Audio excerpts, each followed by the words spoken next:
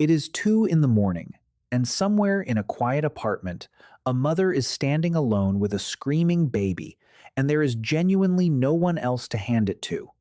No mother-in-law down the hall, no sister in the next room, no village outside the door. Just one exhausted adult, a crying infant, and 4 walls that do not talk back. Ask almost any new parent today, and they will describe some version of that exact scene. Ask an evolutionary anthropologist, and they will tell you something that makes the scene even harder to sit with. For nearly the entire span of human existence, that moment was almost impossible to create. Not because ancient life was easier, because ancient babies were never raised by one exhausted adult alone in the first place.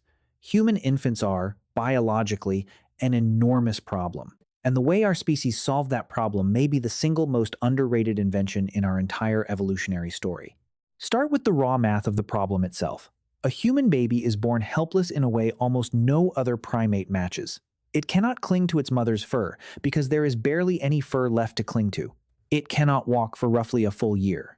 It cannot feed itself for several years after that. Compare that to a chimpanzee, our closest living relative.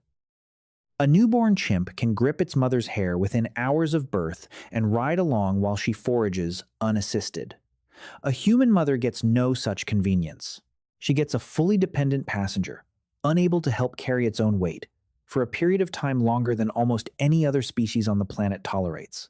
And on top of that impossible workload, human mothers historically had another child arriving roughly every 2 to 4 years, often before the previous one could walk any real distance alone. Run the numbers honestly, and a single human mother, foraging entirely alone, feeding herself, feeding an infant, feeding several older dependent children, simply does not add up. The calories required outpace what one forager, working reasonable hours, can realistically bring in. So either the math was wrong, or humans were never doing this alone in the first place. And decades of anthropological fieldwork increasingly point toward the second answer. In the 1980s and 90s, anthropologist Kristen Hawkes began studying the Hadza, a hunter-gatherer community in Tanzania, and she noticed something that did not fit the standard story at all. The standard story assumed men provided most of the calories, hunting large game for their families. Hawkes tracked actual foraging returns and found something else entirely. Big game hunting was wildly unreliable. Hunters often came home with nothing at all, for days at a time. Meanwhile, a specific group kept the entire camp fed with startling consistency. Older women, well past their own reproductive years, digging deep, fibrous, calorie-dense tubers out of the ground, day after day, without fail. These women were postmenopausal. By the logic of pure reproduction, evolution should have had little use for them once their own childbearing years ended. Instead, Hawkes found they were among the most productive foragers in the entire camp, and the food they brought in went disproportionately toward feeding their grandchildren. This became known as the grandmother hypothesis, and it proposes something that reshapes the entire question of what a human family originally looked like. Human menopause itself, unusually early compared to most mammals relative to lifespan, may not be a biological malfunction at all. It may be a feature, freeing older women from their own pregnancies specifically so they could pour that same energy into their daughters' and granddaughters' children instead. A grandmother digging tubers meant a mother could wean her current child earlier and become pregnant again sooner, without her older children starving in the gap. More children survived. The interval between births shortened. Population growth accelerated. That single shift, multiplied across tens of thousands of years, may be one of the reasons humans expanded across the planet at the rate they did, while our nearest primate relatives did not. But grandmothers were never the whole picture. They were simply the most visible piece of something much larger, a network. Anthropologist Sarah Blaffer-Hrdy spent decades studying this exact puzzle, and her conclusion is blunt. Humans are, among the great apes, unusually cooperative breeders. We are one of the only ape species in which mothers routinely, willingly, hand their infants to other people. Watch a wild chimpanzee, a gorilla, an orangutan, and you will rarely see this. Mothers guard their infants obsessively, sometimes for years, rarely allowing another adult to hold the baby at all. Human mothers, across an enormous range of documented cultures, do the opposite. Among the AK people of Central Africa, studied extensively by anthropologist Barry Hewlett, infants are held by someone other than the mother for a significant share of their waking hours, sometimes handed between more than a dozen different individuals across a single day. Fathers, in particular, stand out here. Aka fathers hold their infants far more than fathers in almost any other documented society on Earth, sometimes allowing a hungry baby to suckle at their own chest simply to soothe it while the mother forages nearby. Among the FA people of the Democratic Republic of Congo, researchers documented infants being passed to a new caregiver, on average, every 15 minutes during daylight hours. Aunts, older siblings, grandmothers, unrelated adults within the same camp. This is not occasional babysitting. This is architecture, a structural, load-bearing feature of how the species reproduced successfully at all. Hurdy argues this cooperative system is not a cultural bonus layered on top of biology. It may be the very reason human brains could afford to grow as large as they did. A human brain is metabolically ferocious. It demands an enormous, continuous supply of calories throughout childhood, for years longer than any other primate's brain requires. No single mother, foraging alone, unaided, could reliably fund that expense by herself, especially while pregnant again, nursing again, and caring for older children simultaneously. A network could. Grandmothers digging tubers, fathers holding infants, older siblings watching toddlers, aunts nursing each other's babies interchangeably in some documented cultures, a practice anthropologists call allonursing. Remove that network, and the math for a large-brained, slow-developing, endlessly hungry human infant simply stops working. In other words, the extended cooperative family was never a nice cultural tradition invented later for convenience. It may be the precondition that made a species like ours biologically possible in the first place. Now picture what an actual day of childcare likely looked like inside a community, organized this way, reconstructed directly from field studies across multiple cultures. A mother wakes, and her infant does not become her sole responsibility for the day by default. It may already be with a grandmother, tucked against her back while she works. An older sibling, sometimes only 8 or 9 years old, might be minding a toddler nearby, a common and expected role documented across many foraging societies, not treated as unusual responsibility for a child that age. If the mother needs to travel farther to forage, someone else in the camp is available to nurse a fussing infant without needing to interrupt her own work at all. No single adult carries the entire weight of a helpless child through every single hour of the day. The weight is distributed quietly, constantly, across an entire small community, functioning almost like a single extended organism. This is where the phrase, "it takes a village to raise a child," stops being a comforting saying and starts looking like a literal description of how the species survived long enough to exist at all. Now consider what happens to that system once it is removed entirely, because that removal is essentially the story of the last few centuries, and especially the last few decades. Industrialization pulled extended families apart geographically. Grandparents moved to different cities, siblings scattered for jobs. Aunts and cousins became people you saw twice a year instead of people who lived within shouting distance. The nuclear family, 1 or 2 parents, alone, with their own children, entirely walled off from that older cooperative network, is a remarkably recent arrangement when measured against the full span of human history. And the exhaustion so many modern parents describe may not simply be a personal failure to cope or a lack of discipline or bad luck. It may be a structural mismatch. A species engineered by hundreds of thousands of years of cooperative breeding, suddenly asked to raise its most metabolically expensive offspring almost entirely alone. Researchers studying postpartum mental health have begun asking exactly this question directly. Some point to the near-total absence of alloparental support in many modern industrialized households as one plausible contributing factor behind unusually high rates of parental burnout and postpartum depression, compared to societies where a mother is rarely, if ever, left alone with an infant for extended stretches. This remains an active and genuinely debated area of research, not a settled conclusion, and no single factor explains something as complex as postpartum mental health on its own. But the pattern is at least suggestive enough that serious researchers keep returning to it. Cross-cultural comparisons add another layer worth sitting with directly.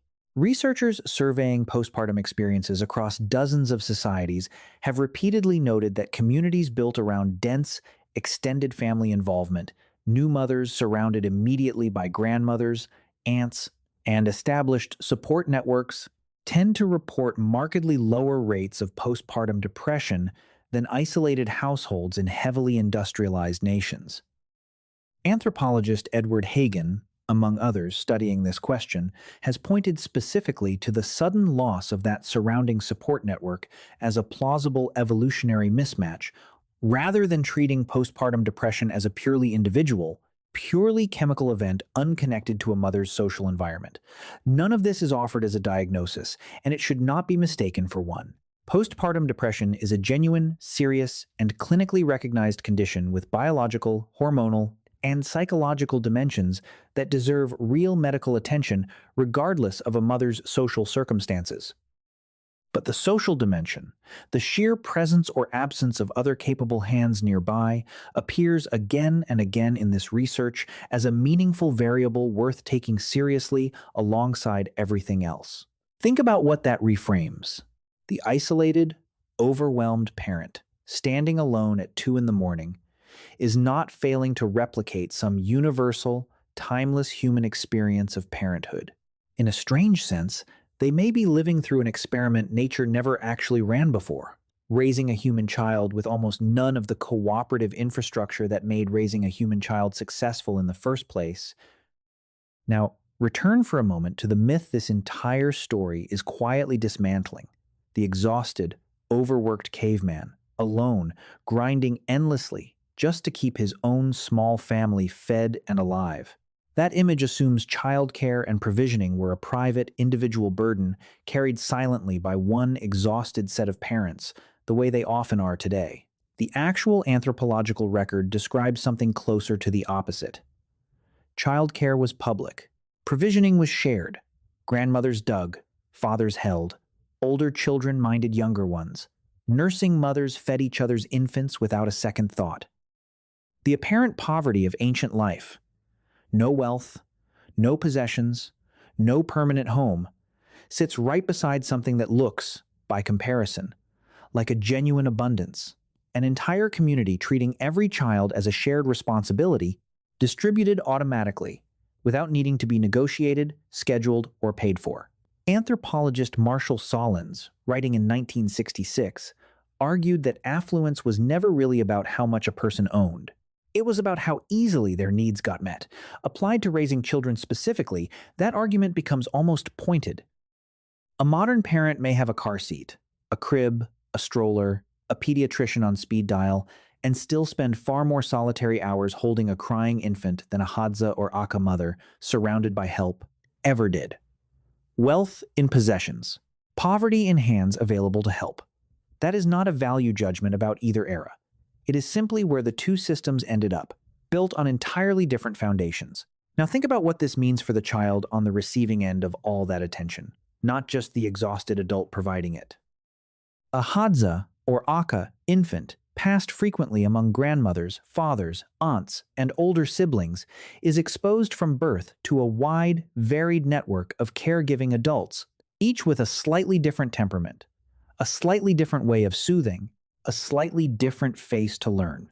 Some researchers studying attachment across cultures argue this may shape social development in ways strikingly different from a child raised primarily by one or two consistent caregivers, though how exactly that difference plays out later in life remains an open, actively studied question rather than a settled fact. What is far better documented is the sheer scale of contact these children received. AK infants studied by Hewlett were held, carried, or in physical contact with a caregiver for close to 90% of daylight hours, a figure dramatically higher than typical figures recorded in industrialized households today. Whatever else that means, it describes an infancy soaked almost constantly in physical closeness, spread across many different people rather than concentrated entirely onto one or two.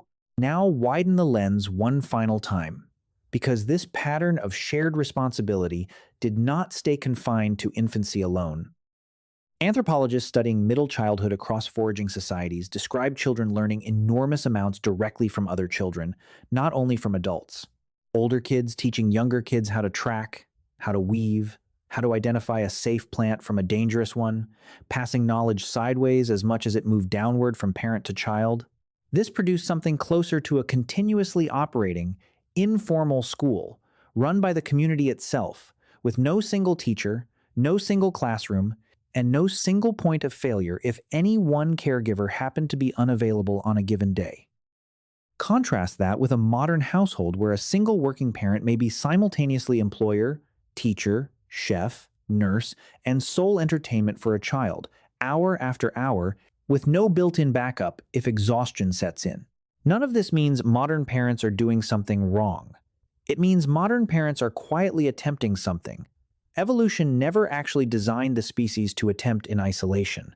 Consider, finally, what it might mean to take this seriously rather than simply find it interesting. If cooperative childcare was the actual ancestral condition rather than solitary parenting, then modern efforts to rebuild pieces of that old network, shared childcare arrangements, nearby extended family, community support systems, tight parent groups, are not lifestyle trends invented recently for convenience. They may be attempts, however imperfect, to reconstruct something the species spent hundreds of thousands of years perfecting, before geography, industrialization, and modern living arrangements quietly took it apart. The exhausted parent standing alone at 2 in the morning is not failing at something ancient humans mastered effortlessly through sheer toughness. They are navigating something ancient humans were never actually asked to navigate alone in the first place. The tubers dug by a grandmother who could no longer bear children of her own. The infant passed hand to hand 15 times before noon, the father nursing a fussing baby at his own chest simply to buy a mother a few more minutes of rest. None of it was sentimental. All of it was structural. A species that could not otherwise afford the enormous cost of its own children solved that problem the same way it solved almost everything else in this story, not alone and never by accident.